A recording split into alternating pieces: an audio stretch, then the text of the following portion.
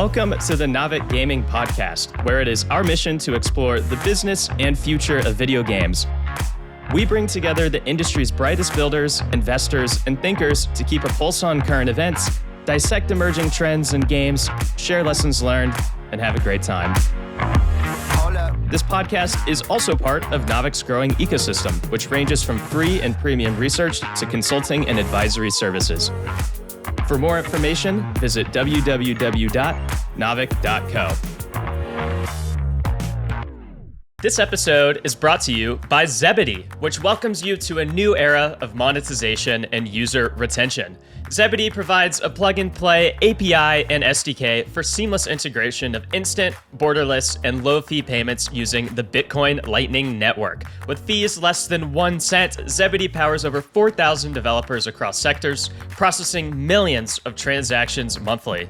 You too can unlock the potential of borderless transactions to better engage and monetize your global user base, including the unbanked, and simplify the way you handle payments. Start for free at zebedee.io, integrate with just a few steps, and monetize your experiences. Again, that's zebedee.io, or check out the link in the show notes. And with that, let's jump into the episode. Hello, everybody, and welcome to the Navik Gaming Podcast. I'm your host, Alexandra Takei, and this is the Interview and Insight segment.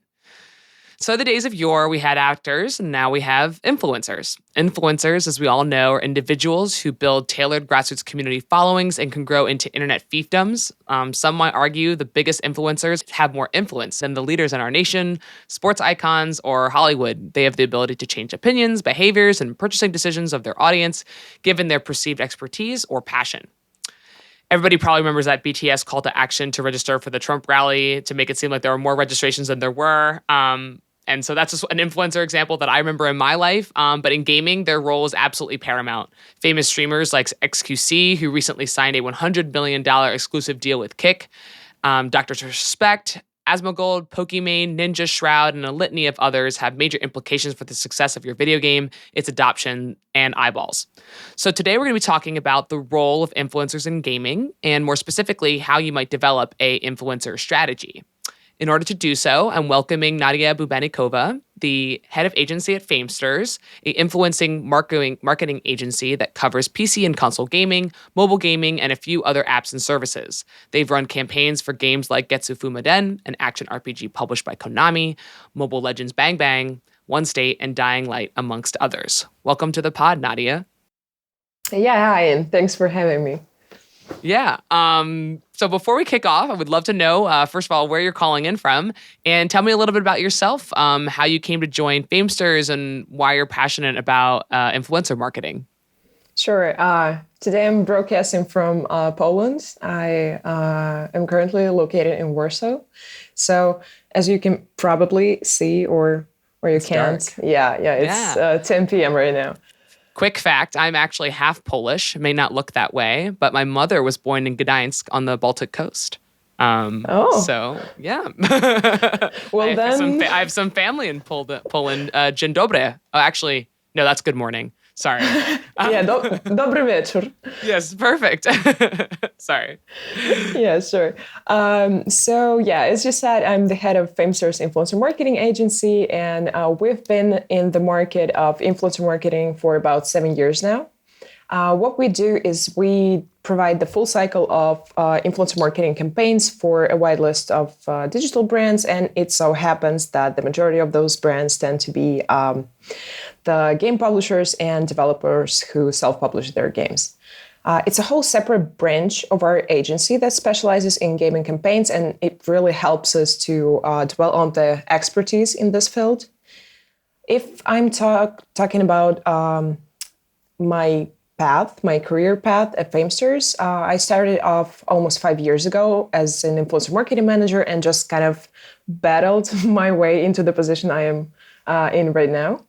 And why influencer marketing actually interested me in the first place is because being a teenager, I spent a lot of free time both playing video games on my PC and watching YouTubers, of course. And when I was getting my degree, it was actually the first time that I've ever heard of influencer marketing being a real job. And that kind of sparked this interest in me, and as well as it basically combined like these two things that I loved the most back then. So just as back there, I was really enthusiastic about starting influencer marketing, it still manages to keep me interested and creative up to this point. Everything always changes, nothing, and I mean nothing stays the same. And it definitely is not your standard corporate office job when you're just dying for your lunch break to start. Sure. Yeah. So yeah, you said that you had to battle there. I was getting a lot of Hollywood vibes. Not sure exactly what you had to go through, but I'm sure it was a lot of starting at the bottom, end up at the top situation. But yeah, I think it's super incredible. I have to admit that I'm organizing this podcast on influencer marketing to learn more about it. This sort of like PR stuff has always been a little bit out of my wheelhouse, but I see the criticality of it. My studio and I are going to have to pay attention to it and think about it really actively. And today, like you said, everything really changes a lot. We're seeing over half of TikTok content be gaming related. Lots of experimentation in go-to-market in UA, especially for mobile games.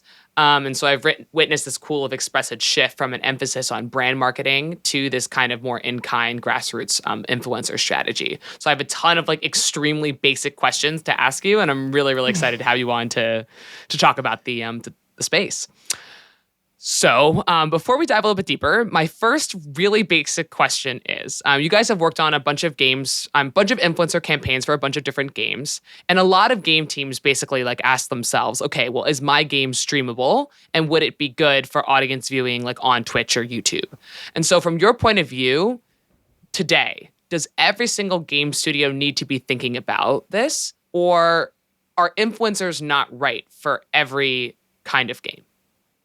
Honestly, that's a really nice question, and I like to cover this topic because I would say that for PC and some mobile games, something mid-core and higher probably, influencer marketing is actually a great tool to build the community around the game, if done correctly, of course. Mm-hmm. So it could be a series of dedicated videos, or this could be some collabs between streamers and gaming creators who play together, and they actually showcase the whole process of the game and the playthrough. Or this could also be in-house influencers who actually produce all of the content on their channel for the specific brand and get paid by a rev share model. But I would say that IM can be tricky for hyper-casual and some of casual games, simply because the biggest advantages of influencer marketing, such as the detailed explanation of what the game is actually about and heating up the audience before it actually converts into a click and sees the game. This may not be the benefits for hyper-casual and like this super simple games to dwell on. So probably, if we're talking about the general basic influencer marketing campaigns that just use some kind of YouTube integrations, probably it would be better to stick to some traditional and general user acquisition channels rather than influencer marketing. But there is a huge but in here. Even casual and hyper-casual games can still see great ROIs and high acquisition numbers from IM if they take a more creative approach toward this collaboration with influencers. So the job in here is to not only integrate the game into the creator's content, but to do vice versa as well. For example, what I mean is it could be agreeing on creating a joint hyper-casual game with the influencer and actually integrating the influencer's image into the game. Got it. Okay, so there are some kinds of games that are not necessarily like correct and right and fit for the influencer marketing campaign. But then to flip to that side, are there games that then you guys as an agency refuse to represent if they don't have specific features, right? So someone comes to you guys and they're like, hi, I'm a game studio, and I want some influencer marketing to grow user acquisition. Do you ever kind of reject a game because it doesn't have the right components to be influencer marketable? Yeah, that actually happens quite a lot, I would say, not only with games, but also with some of the apps and tools and services that we promote. We never take on hyper-casual projects that are too hyper casual, should I say, probably. We have tested that before, and we have done a lot of different strategies, including both YouTube and TikTok and also Instagram. But it never turns out as good as these specific companies can do in-house themselves if they stick to this approach that I've mentioned on using the likeness and the image of the influencer in their game or creating a joint game. Got it. Okay, I see. Interesting. So it's like better to just not to do it on their own, not to work with an agency, but to just actually go and use the celebrity and do the partnership with the celebrity on their own rather than go through an agency. Sure. Interesting. And then to that regard, since you guys are an agency, right? And I would love for you to tell me a little bit about what the difference between being an agency and a talent house is, because I think that those are separately different. How do you guys like source your influencers, and how do you guys know what an influencer is looking for in a game? So when we take on a specific project, when we're approached by a game publisher or a game developer to build an influencer marketing strategy for them and to basically run the whole campaign, the first step for us is to analyze the game itself and get as much info from the developer as it's actually possible to use all the info and create the strategy that will both bring performance and will still produce some creative content instead of this like simple integrations that everyone is sick from. So once we have the strategy approved with the client, then we can get to some details like what content creators we should be looking into.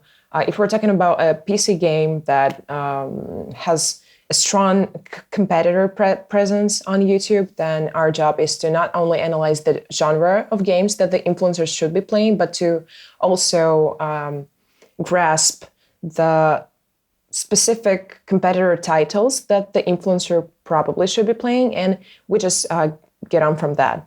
So when we analyze the influencers, of course, we also use a lot of influencer marketing metrics, such as engagement rate, which would show us how much the audience is actually engaged and involved in the content, or if they just play these videos on the background while doing dishes or whatever.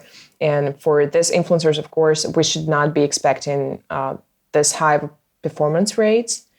Also, we always look at CPMs, which is the main cost efficiency metric in influencer marketing. So it also helps us to avoid overpaying for the integration and just ruining the ROIs for the whole campaign.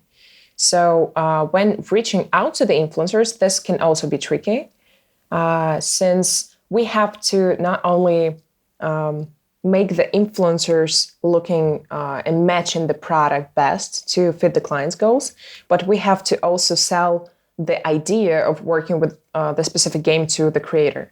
Right, yeah. I bet that a lot of the influencers that I know of, or at least YouTube streamers that I've talked to, they really seem to be particularly interested to having some sort of relationship with the game studio themselves, and the fact that they can impart like their artistic like wants and desires into the game as being an early partner. So how do you kind of craft that and like link up the influencer to the studio? And do you guys are you kind of like the arbiter in between the studio and the influencer themselves in terms of the relationship they want to have? Honestly, usually we handle the whole communication process ourselves. So very rarely the influencer meets the studio. The studio team. Oh. So it usually happens that they actually speak two different languages, and making them meet is not the best idea, because it will be either that the deal is going to cost much more than it should, based on our agency experience, or it can just lead to some inefficient work from the influencer, resulting in the studio giving the influencer too much freedom or not enough freedom, and the creator eventually producing the content that is not a great fit for the client because they imagined in in a different way. So since we know how to communicate with the influencers and we know what the main problems or the main obstacles may be in the communication with the influencers and in the process of this content production, we know how to handle it and we know how to not let it happen at first place. Fascinating. So you guys basically are the arbiters of that relationship. Yeah. Okay, cool.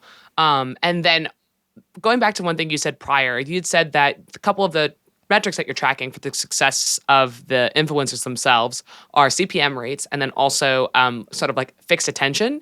Are people watching the influencer or they have the influencer on while they're cooking and doing whatever? How do you actually measure that from the audience side? What sort of tools and analytics do you use? Sure. If we're talking about the engagement rate and whether the audience is actually interested in the video that the influencer posted, there are two main metrics. So the first one is engagement rate. This is calculated by taking all the likes and comments from the video dividing with the views number on the video. So then we see the percentage of the actions taken towards the video to the general number of all the views. And another metric... So a higher ratio there would be better. Right? Yes, of course. So the minimum okay level, I would say, of this metric would be 5% for YouTube creators. So anything less than... What's like amazing? What's like the highest score you've ever seen? Probably, if we're talking about authentic highest, that would probably be 15 to 20%. Fascinating. Yeah. This metric reminds me a lot of in like PC, like in console games for live ops, we use a metric of stickiness called like DAU/MAU, which is a relationship to your daily active users, to your monthly active users. It's very similar. So it's like a measure of like, okay, here are all the people that are watching, but who are people actually doing something every day? It's very cool. Sorry, continue. And another metric to actually measure the audience's interest in the content that was posted is the view depth. So it actually shows us how much of a specific video the audience watches. So do they just click on the video, watch the first 2 or 3 minutes and then just close it and move on with their day? Or do they actually watch 80 to 90% of the whole video? So that also shows us how involved the audience is into the content. Got it. Interesting. Okay, so there's like a couple of core metrics: CPM, view depth, these attention ratios, and then obviously just kind of the general bravado of the influencer, the kinds of games they play culturally. Like, are they kind of aligned with the kind of game that they're going to be doing the influencing on? Yes. Okay, got it. All right, so now that I kind of have like primed myself a little bit on like the space of influencers and your guys' relationship and sort of what you guys do, I'd love to learn a little bit about the campaigns that you guys have specifically run in the past. You've run some console and PC influencer campaigns, most notably for Mobile Legends Bang Bang and games like Dying Light. And so maybe we could use these as a proxy discussion for the process of kind of running an influencer campaign, like start to end. So let's just say like I'm Techland, I'm the developer of Dying Light, and I'm like, okay, I want to optimize distribution for my game. So I email you at Famesters, and then what happens next? Like, do you start laying out the services and how much it's gonna cost? Sort of what's the first thing that happens in the process? Sure. So when the client reaches out to us or we reach out to a client that we would like to make a campaign for, the first step is for us would be to basically outline the whole process and to make it as transparent as it can be, so that we can be sure that everything will be handled accurately and we will have enough communication with the client to make each stage of the campaign efficient. So from compiling the list of relevant influencers based on all of their requirements, genre, et cetera, up to the draft approval. Because sometimes this point also may be tricky and some of the clients may just go MIA for a week when they have drafts waiting. So this actually makes the influencers go crazy. So our job is to outline the timeline of the launch and to make sure that everyone is well informed about each stage. Once we see that everything is aligned between both our teams, we can move on to looking for the influencers and to analyzing the game. So, of course, analyzing the game would be the first step. And our team's job in here is to really educate ourselves on the game's mechanics, on its visuals, on some specific things that may help us to come up with relevant influencer suggestions. So that it would not only include some safe options like influencers who play games of the same genre, but probably something that may be appealing to the client based on visuals or the storyline or something like that. Okay, so for Dying Light, let's just use that as an example. Sure.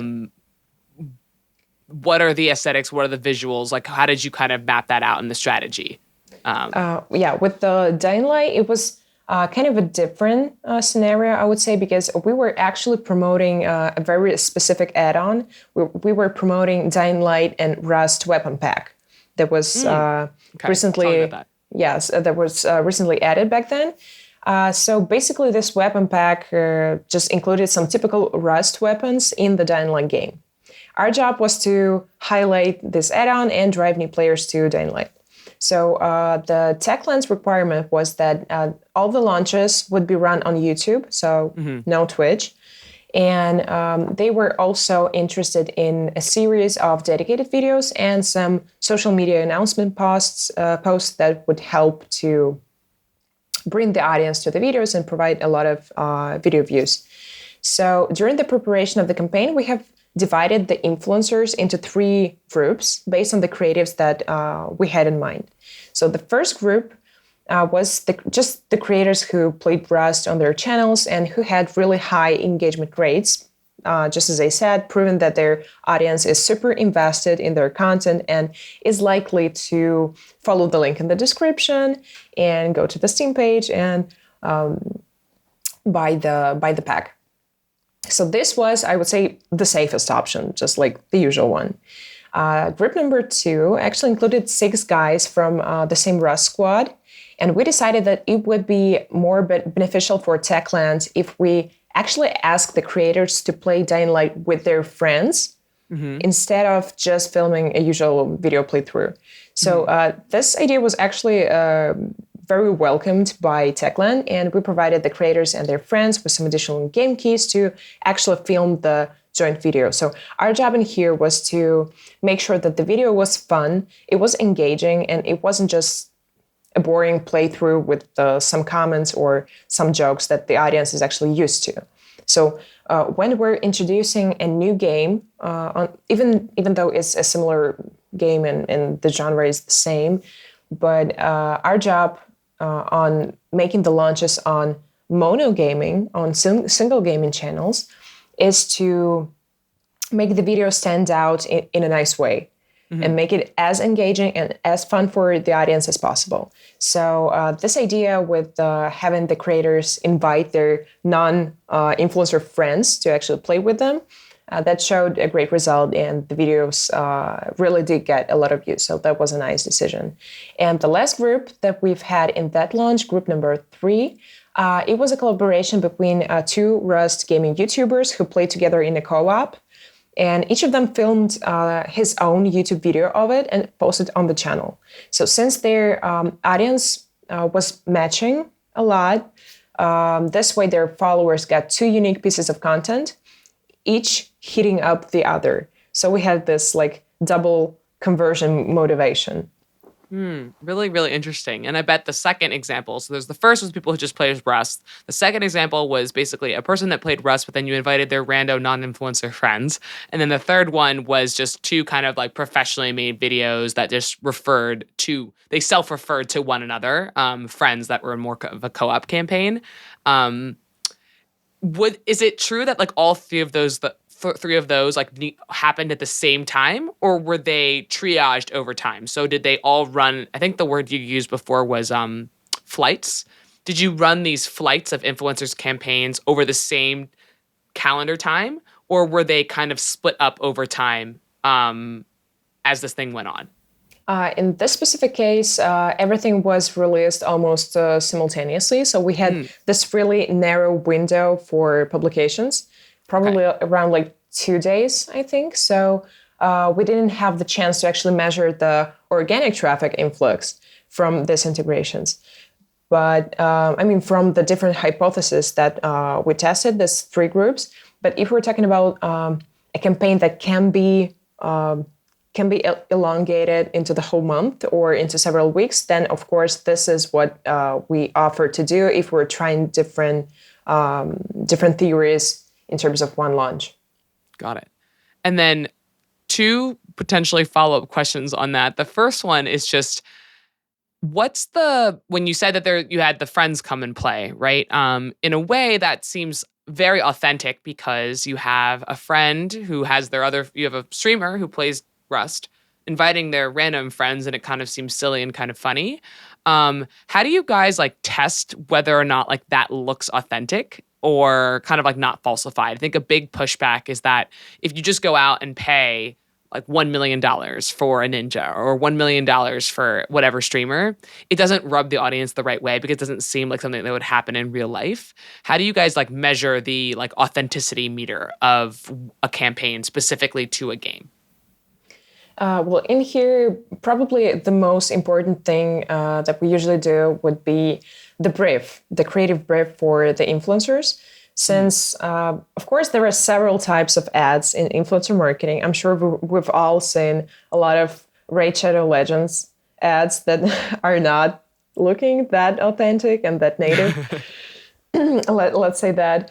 And of course, they do raise a lot of questions on why am I seeing this? Why this specific influencer promoted, even though the audience matches perfectly? Some viewers may react negatively just because it doesn't sit right with them that the specific content creator would promote the game. But if we do the brief for the influencers correctly, and if we have this balance of giving them enough freedom and not giving them too much freedom, then this is this perfect place when you do get authentic content and the content that actually looks organic. Okay. That may so it's bring, like you don't bring put them on a script. You're like, hey, like you played this game, like this seems like it would fit right in your sweet spot, but you don't tell them like exactly what to say, how to say it. Oh no, of course it not. wouldn't come off. Interesting. Yeah, you're like, here's the main message. Somehow get this across in the course of this 20-minute video. Yeah, go for it. Yeah, please remember to do that and not do that, and then you're good to go. Got it. I'm sure that some of the streamers are really good at following directions, and I'm sure that some of them are not very good at following directions. Oh yeah. And then okay, cool. And then in this situation, right? So you're promoting the Rust pack inside Dying Light.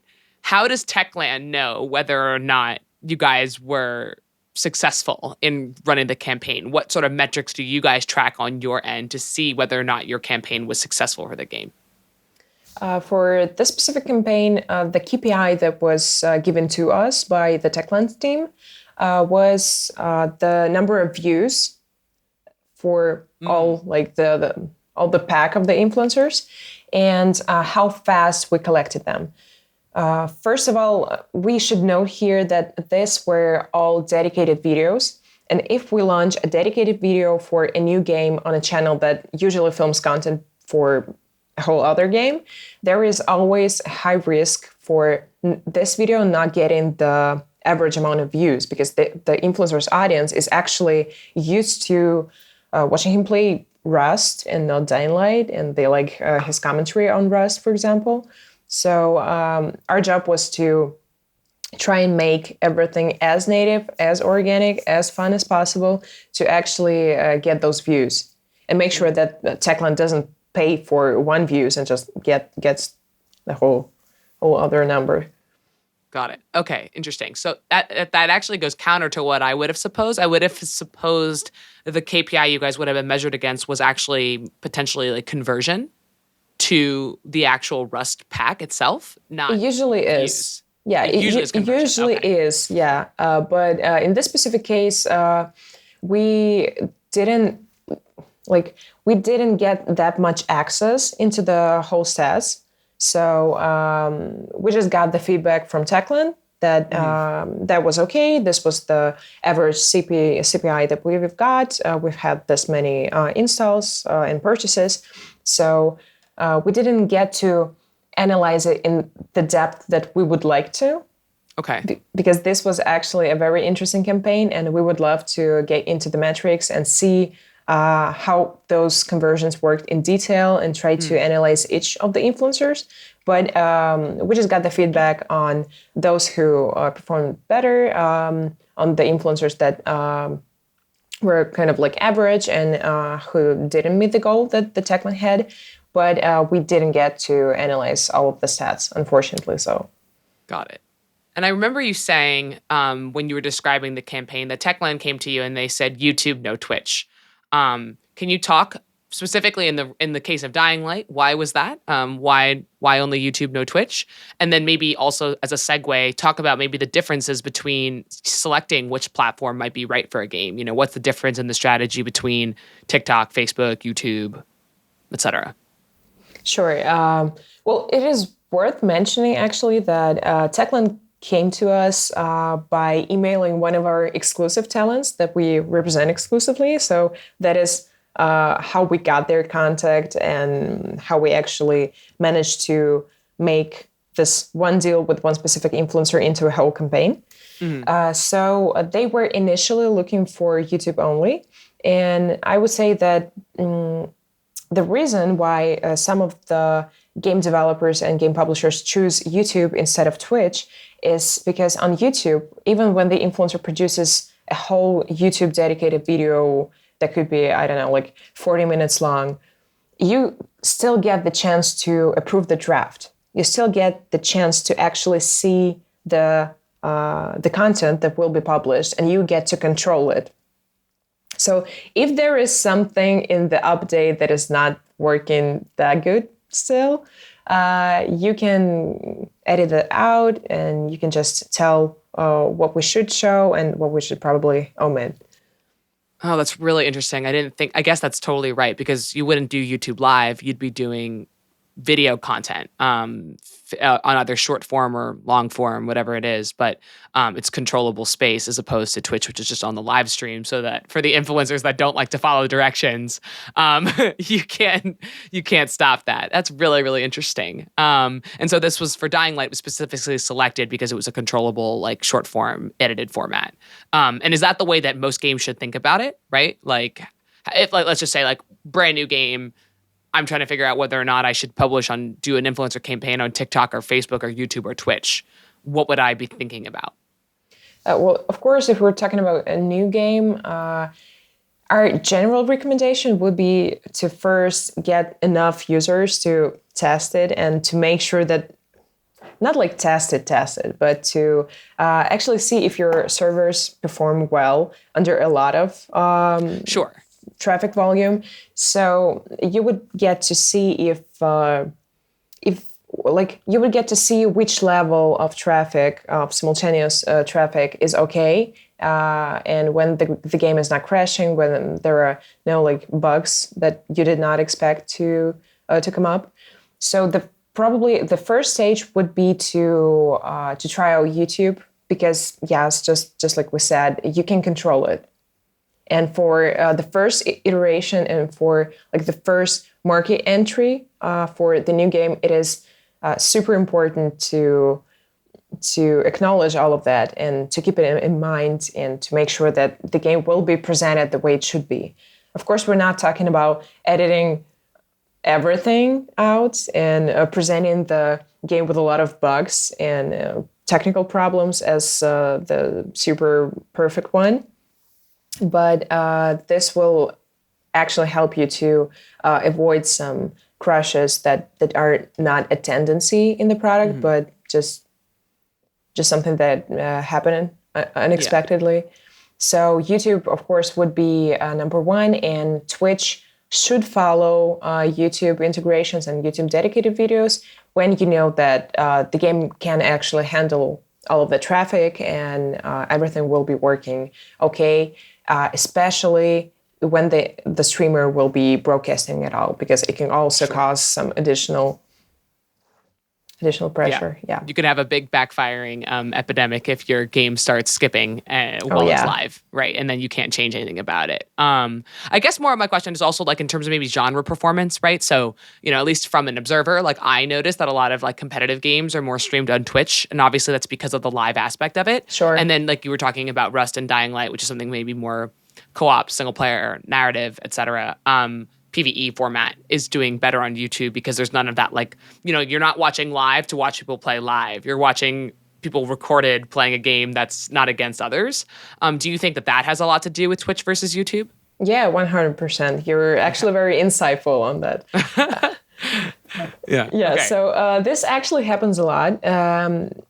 The majority of Twitch streams are actually, of gaming Twitch streams, of course, are built around the emotion and the reaction of the creator.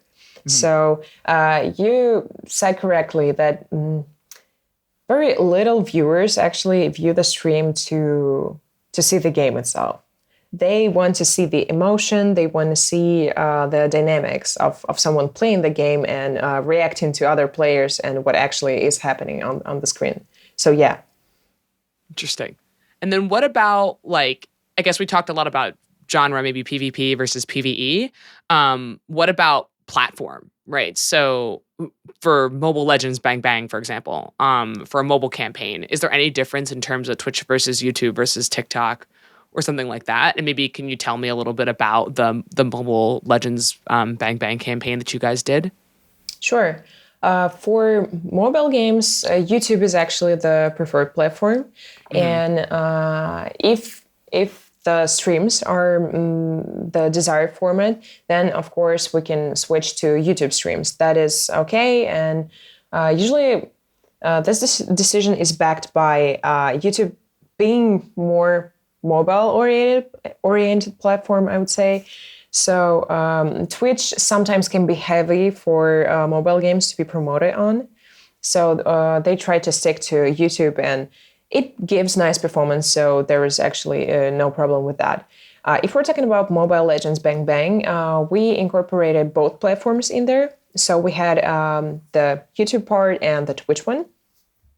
And for this campaign, the main goals were increasing brand awareness, of course, and the number of installs, specifically in the Eastern European region where the launch was based on. So the first thing that we had to do is to learn a lot about Mobile Legends Bang Bang's main competitors, and also about the games that our target audience would love. Back then, we agreed on Brawl Stars, on Dota 2, on LOL, on CSGO, PUBG Mobile, Minecraft, and Roblox. So these were the main games that the client was interested in, and that was kind of providing this match of target audience that they had in mind. Also, another requirement from their side was for the creators to have a minimum of 30K average video views.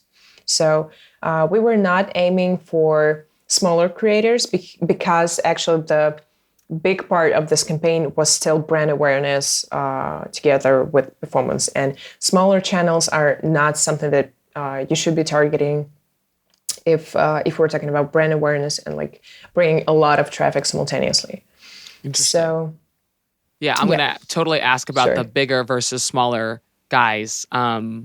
Like later, I'm actually really, really interested on like how do you think about that strategy of many small influencers versus one or two big ones. But okay, so this for the Mobile Legends Bang Bang campaign, you were actually running this promotion in Eastern Europe for a game that's primarily though based in Southeast Asia, right? And so maybe this is a good way to talk about maybe the geographical differences in campaign design. But Mobile Legends Bang Bang has a pretty ACG, or what we call like anime, comics, graphics, art style, right? How do you find whether or not that resonates in a certain country? And do you ever kind of go back to your clients and say like, hey, actually like this doesn't resonate here? Or do you guys just kind of like try to make it work? No, of course. Our job is to conduct this analysis before the launch and before even starting to work on a strategy. Because you said right that some regions may prefer these types of games and some may just not be really interested in it. And what we do is we use BuzzGuru tool. It's an influencer marketing platform that we use heavily in our work. And it provides us with an opportunity to analyze the most popular games on YouTube in a specific region, in a specific period of time. So what we do is we take a look at the game that we're going to promote. We cross out several competitors, some competing titles or titles that also have a lot of things in common, a lot of visual things in common or other components or game mechanics with the game we are going to promote. And our job is to analyze how popular it actually is in the region, what the audience's feedback is. We have to check if the audience is actually interested and is enthusiastic about this content, or are they just hatefully watching the videos and writing some shitty comments? So, of course, this is what we do, and we try to measure the popularity of this genre and of some similar games. And this is the report that we revert back to the client with to actually make this decision. Got it. Okay, so you did this before. So you were like, you basically like sense checked Mobile Legends Bang Bang for the Eastern European region before you even said yes. And then you said yes, and they came to you with all these requests like every single influencer must have over 30K average views, and you're going to get measured based on basically and this was on conversion, right? Yeah, this was like fully performance-based. Fully performance download-based. Okay, got it. And so then tell me about like a little bit how that actually got designed, right? So you found these influencers who had the 30K views. Sort of what did you have them say about a game that might be for a different geography, right? So in here I should also throw a bit more info in about the formats, because they were also not like the latest ones. So it included dedicated videos and live streams on YouTube and integrated streams into the streams of other games. So these are all pretty heavy ad formats to use because they are fully dedicated to a whole other game. So to promote Mobile Legends, we had to discover around 140 influencers according to the criteria that they gave us. And out of them, I think 14 influencers were picked for ambassadorship. So these were not just a one-time publication type of collaborations, but these were full-on ambassador programs with the influencers launching a series of streams each month. Got it. So, in here, there was this actually super fun part that we also had to do in terms of this campaign, because we had not to only advertise the game and bring the downloads, but we also had to enhance the gaming skills of the selected content creators. So our job was to make sure that they could share their experiences with the players and be genuine and actually increase the quality of the videos and the game itself and the streams.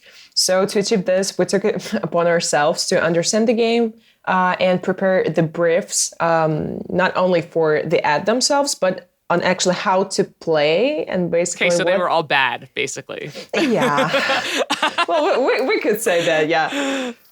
That's really funny. Okay, so it's a little train. So you had 140 influencers, 14 selected ambassadors, and like some of the ambassadors just like we're not good at. Well, I guess it's a MOBA, right? So there's like a pretty high skill cap game. I play a lot of League of Legends, so I don't play it on mobile, but that's a very, very like technically difficult game.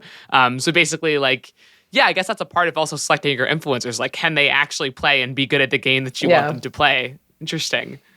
So we had this full-on training sessions with all of them, and we had these calls and just trying to help them really elevate their content and to actually make something that the developer is going to love. That's really, really interesting. And then I guess on this campaign, right, you said you keep using the word heavy and light. And so I guess heavy must mean that like there's a lot going on. You've got fully dedicated channels doing X. You've got like, display ads doing this, and you've got all these things that kind of firing. And then light might be something where they're just kind of talking about it almost like a spot placement ad where someone might be talking about a car in a video that's for something necessarily like not necessarily the purpose of the video. So it's kind of like a spot placement versus just like I'm dedicatedly talking about this. Is that correct for heavy and light? Yeah, 100%. Okay. So for this heavy campaign, were you guys the only influencer agency that Mobile Legends Bang Bang had drafted out, or did they have you guys as one agency and then another agency also doing the same thing together? That's actually a nice question. I would say that we were not the only agency for one reason of a lot of influencers being some exclusive talents to other agencies. So that was actually, something that correlates to the question you asked before about the difference between an influencer marketing agency and a talent house. Because a talent house just represents a specific number of influencers and helps them with their deals and tries to find new deals and some sponsorship offers for them. When the influencer agency works more on the side of the clients, trying to understand what exactly their need is and what their requirements are. And influencer marketing agencies outsource the influencers and they find them from scratch. So talent houses work on the side of the talents, and influencer marketing agencies work on the side of the client. So if you're looking for a performance-based campaign, your path should lie to the influencer marketing agency instead of a talent agency. Oh, okay. That's a really meaningful distinction, actually. So if you're like, oh, I want X streamer, you're going to a talent house. If you're saying, hey, I want someone to get this performance uptake for me, you can accomplish it however you want, you'd go to an influencer's agency. Yeah. And then you guys end up collaborating because you probably are like, hey, we've got a client, they want to achieve X% uplift on this sale, and we need Pokimane to do it. Hey, Pokimane's influencer house manager, do you want to work with us on this? Yeah. Pretty much, yeah. I would say that the agencies have this whole network of partnerships between them. And this can also sometimes be helpful because the agencies the talent houses, talent agencies may make bigger discounts to us as their agency partner than to the client directly. Gotcha. Okay. And so then I was about to ask about the revenue structure or the rev share structure, is that you guys probably have an alliance of like different influencers that you have these sort of deals with as well in the background, so that XYZ's streamer might be cheaper to get through you guys rather than through on your own or going directly to the in-house talent, to the talent house. Yeah. Interesting. Okay. And maybe that kind of like leads me to the question, the more macro question around like a bigger streamer versus a bunch of smaller streamers. As mentioned in the beginning of the podcast, XQC moved to Kick and he got paid $100 million to do that. Someone out there thinks that he's going to either drive that much traffic and ads, or that some game studios are going to come to him and write him a fat MG to stream and promote their new game. How should one think about like one individual big ticket price streamer versus kind of grassroots streamers that can be kind of like distributed out? Well, that really depends on the goal of the specific game's campaign. Since for the brand awareness campaigns, one really big YouTuber or streamer can be much better rather than a bunch of smaller ones. Though performance-wise, of course, several smaller or medium-sized creators would be a much better and I would say safer option. First of all, you get to test different theories in terms of one campaign and different types of content within a smaller budget.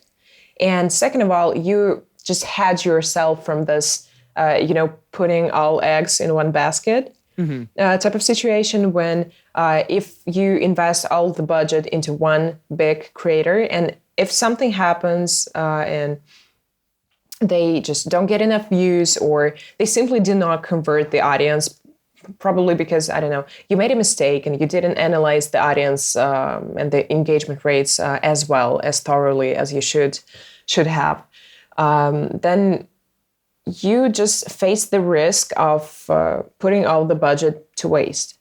But if you hire several influencers, first of all, as I said, you get to test different theories in terms of the same budget. And of course, you just save yourself from the situation when if one influencer doesn't perform good, then the whole campaign is ruined. Because if you have a lot of smaller creators, some of them will give better performance to compensate for the ones who didn't. Got it. Okay, interesting. And so potentially that might be a mistake or a misconception kind of amongst your client side about being like, oh, we need big name because this is the way that we're going to get the likes and the comments, right? And you're like, no, actually often you might be better for you to just distribute your budget out because, XYZ person could kind of mess it up. Are there other really common mistakes that you think game studios make in their or misconceptions that they have in their influencer strategy? What are some of the top 2 or 3 mistakes that people typically make when they start thinking about this topic? Well, probably the mistake number 1 would be not taking organic traffic into account and just trying to measure the effectiveness of the campaign based on the direct link downloads, because this is not how influencer marketing works at all. You can imagine yourself just watching a YouTube video and seeing some kind of ad when the influencer is telling you about a mobile game. Well, you will not just stop the video, you will not go to the description box, and you will not follow the link in there. You will just grab a phone or a laptop or whatever, and you will just go to the App Store or to Google, and you will just search the product that's being advertised. And a lot of users do that in influencer marketing, especially for gaming campaigns. The share of organic traffic may reach up to 70% of the whole traffic that was generated from this influencer launch. So only 30% will go through the direct link.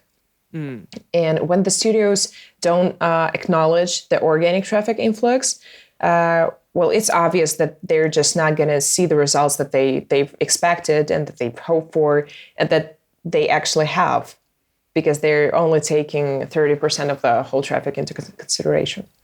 I see. Interesting.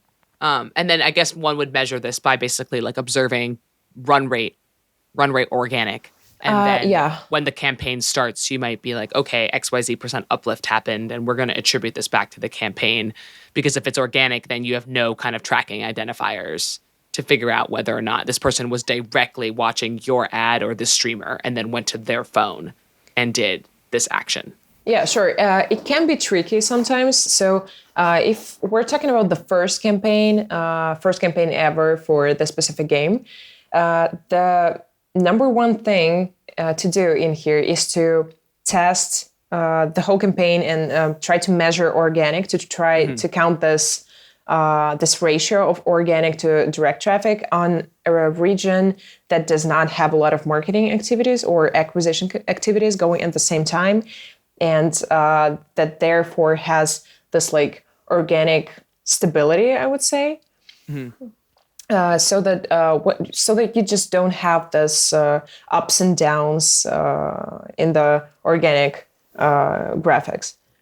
So once you do that, you can then calculate the average ratio on what you have and how much organic traffic you actually can gather. So this ratio may be then applied into the other campaigns that are run on the regions where this organic stability is not something that can be reached easily. Okay, got it. So people forgetting that organic is part of the process. I definitely totally see where you're coming from. I don't think I've ever clicked on an ad, but I'm now I'm aware of this thing. And so I might do it later. So that's really interesting. And then is there a timing component maybe? Do people start their influencer campaigns too late? When it's too little too late? When's the right time to start thinking about an influencer strategy? I would say that the wrong thing, the 100% wrong thing, is to start thinking about the influencer strategy and approaching influencer marketing agencies or hiring influencer marketing managers when the game is not yet finished. You will be surprised how many studios just kick things off with influencer marketing when the product it's not like released, it's not even tested yet. So the developers are just sitting there writing their code, and then next to them, there are influencer marketing managers thinking on how they are going to promote this game. So that is 100% something that should be avoided, because everything obviously will change 100,000 times, and this will just be a waste of time. Yeah.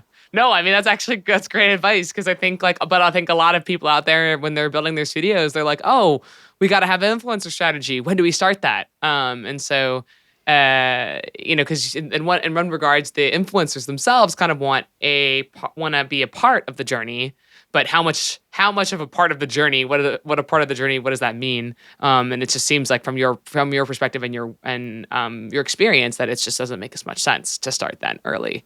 Yeah.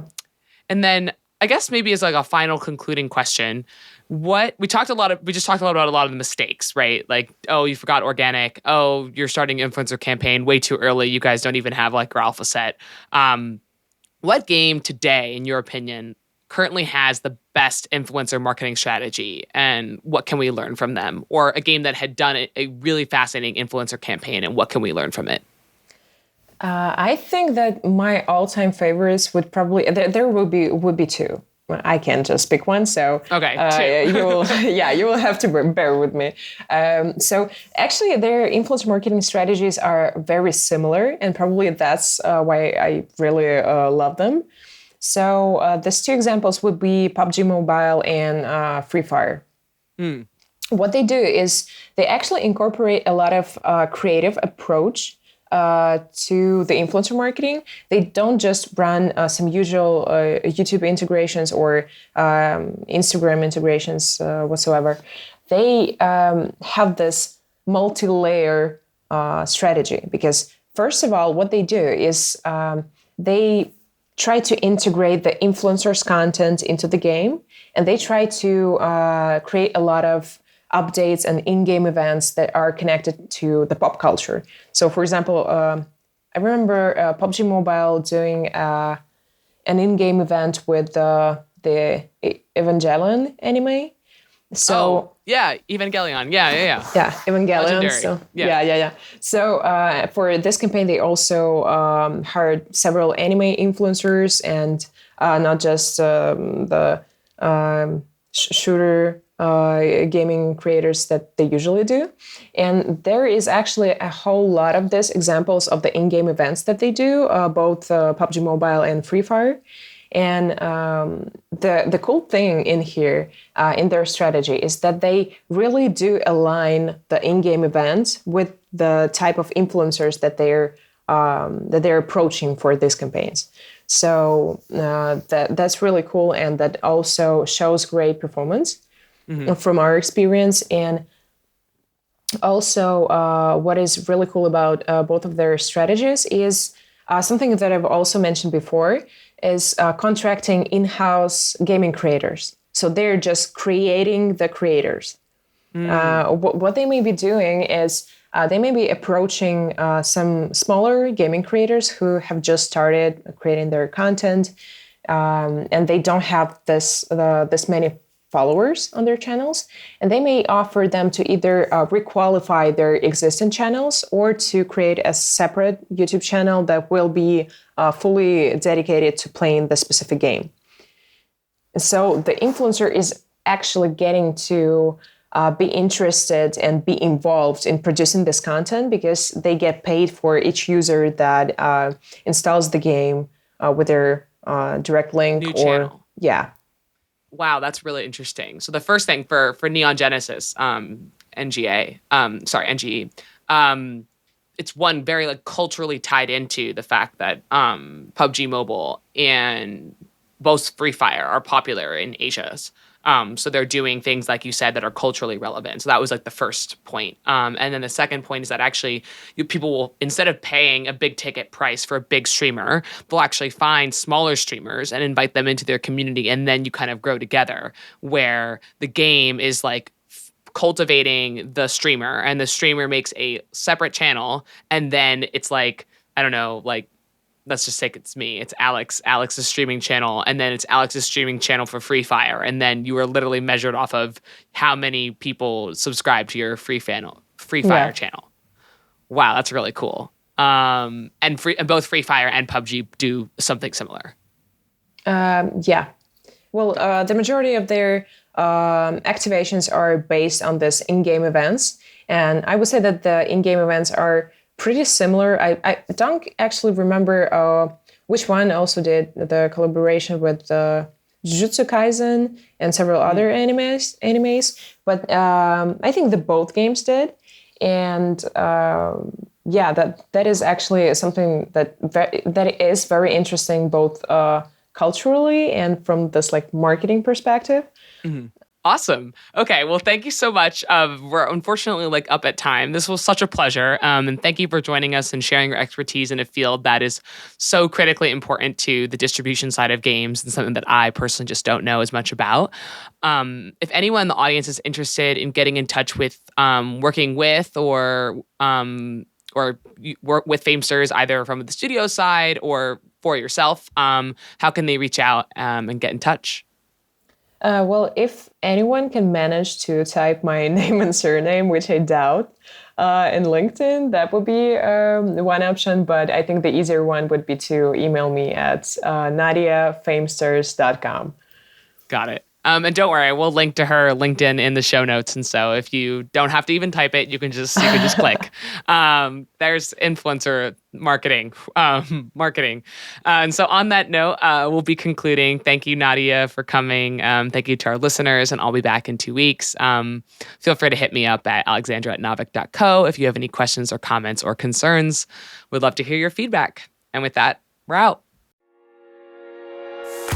If you enjoyed today's episode, whether on YouTube or your favorite podcast app, make sure to like, subscribe, comment, or give a 5-star review. And if you want to reach out or provide feedback, shoot us a note at podcast@navik.co or find us on Twitter and LinkedIn. Plus, if you want to learn more about what Navik has to offer, make sure to check out our website, www.navik.co. There, you can sign up for the #1 games industry newsletter, Navik Digest, or contact us to learn about our wide-ranging consulting and advisory services. Again, that is www.navik.co. Thanks for listening, and we'll catch you in the next episode.